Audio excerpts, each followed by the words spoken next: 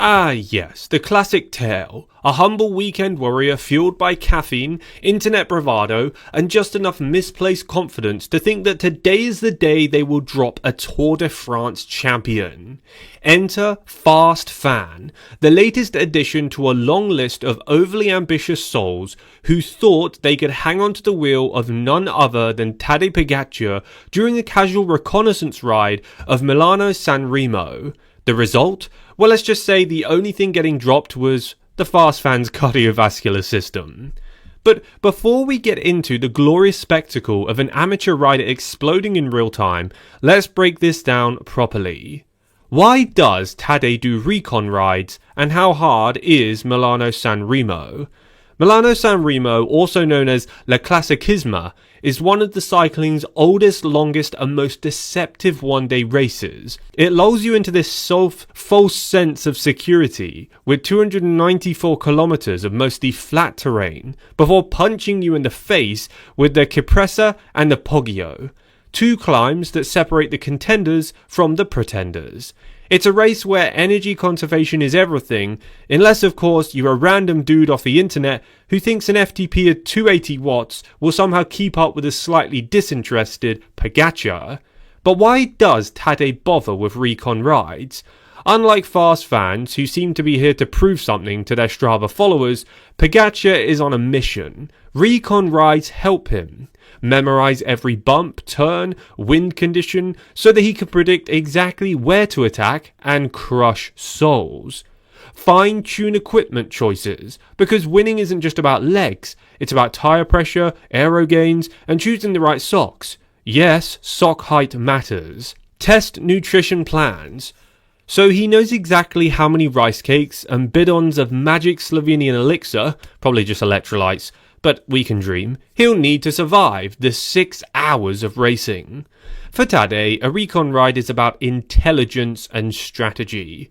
For a Fast Fan, it's about pretending that today somehow biology and physics will take the day off.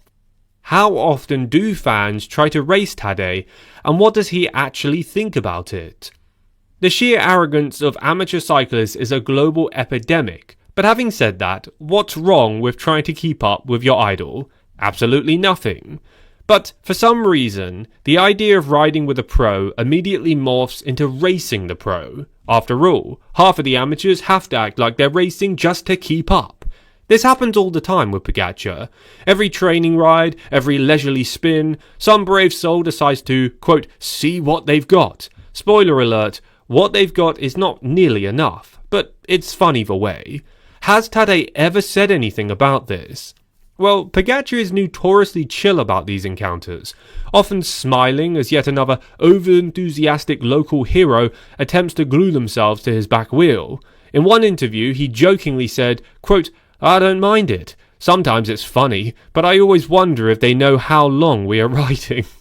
Translation: you can sprint past me now, but I'll be out here for 6 more hours, my friend.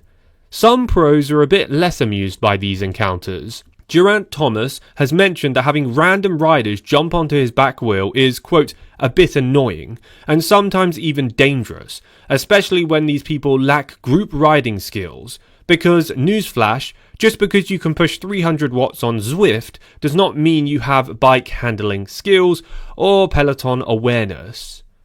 Safety issues of trying to ride with Tadej. For those considering taking their shot at glory, here's a few things to consider. Pros ride fast even when they are quote-unquote taking it easy. If you push yourself into the red zone just to stick to their wheel, you won't have the cognitive function to brake properly when they do. You are not in the same condition. Pogačar, even on an easy day, is still clocking 4 to 5 watts per kilo, while Fast Fans are breathing like vacuum cleaners at 2 watts per kilo. They train for hours. Tadej might be on a 5-hour ride. You might manage 15 minutes before regretting every life choice that led you there. Embarrassing moments will be caught on video. You will suffer, it will be recorded, and you will become cycling meme history. Speaking of suffering, let's talk numbers. How fast would you actually have to be to hold the wheel of Pogačar? Let's be real for a second. What would it actually take for an amateur cyclist to genuinely hold Pogačar's will for a significant period? Watts per kilo requirements. Tadej Pogačar is an absolute monster when it comes to power to rate ratio. In key sections of races, he can sustain 5.5 to 6 watts per kilo for hours. Tempo effort for him, near death for you. 7 to 8 watts per kilo for climbs, when he's actually trying, and 10 watts per kilo in sprints. This is where your dreams explode. A fast fan? If they're a strong amateur, maybe 3.5 or 4 watts per kilo on a good day, so unless they are secretly a world tour level rider, they will be breathing through their eyeballs within minutes of trying to hold the wheel. VO2 max comparison. Tadej's VO2 max is estimated to be around 90, which is Tour de France winning territory. Most well-trained amateurs sit in the 50 to 60 mid-range. That's like showing up to a Formula 1 race in a Toyota Corolla and thinking you have a chance. How long would you last? On a flat terrain, assuming Pogačar is just cruising, maybe 5 to 10 minutes if you have decent fitness. On a climb, 30 seconds to 2 minutes, depending on how hard he's going. On the Poggio at race pace? Forget it, bro.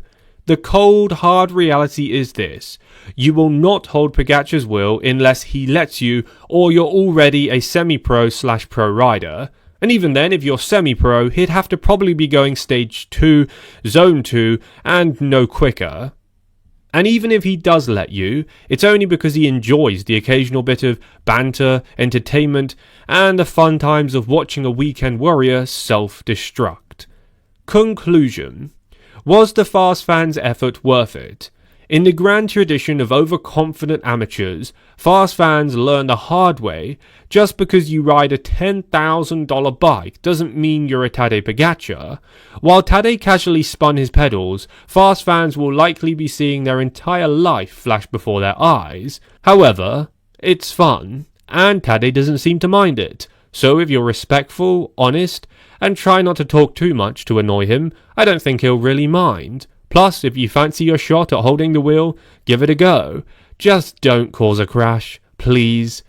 Would the fast fan do it again? Probably, because deep down, every cyclist secretly believes that maybe, just maybe, one day they'll be able to hold the wheel of a legend. They won't, but we appreciate the entertainment. Let's just put it that way. What's your opinion on fans riding with pros? It happens quite regularly in places like Australia and even Thailand. However, some of the European teams get very angry and can actually try and remove the amateur riders from the group. Okay, that's like taking the law into your own hands. What's your opinions on all this? And also, have you ever ridden with a pro? What happened? What did they say? How fast were they going? What kind of watts were you putting out? Comment all this in the comment section down below. Leave a like on today's video and also subscribe for the latest cycling news, cycling drama, and of course, cycling transfer news and race results. Thank you. Be tuned for tomorrow's video.